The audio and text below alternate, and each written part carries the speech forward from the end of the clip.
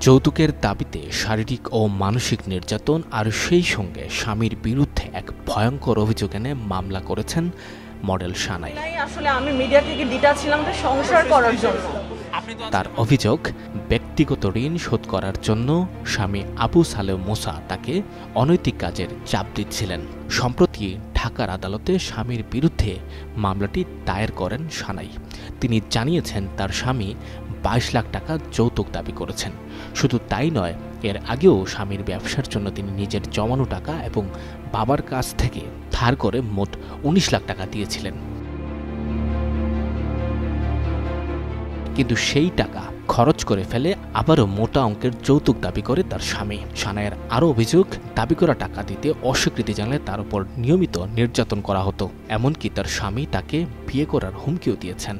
আদালত বাদীর জবানবন্দি গ্রহণ করে ইতোমধ্যে আসামিকে আদালতে হাজির হওয়ার জন্য সমন জারি করেছেন।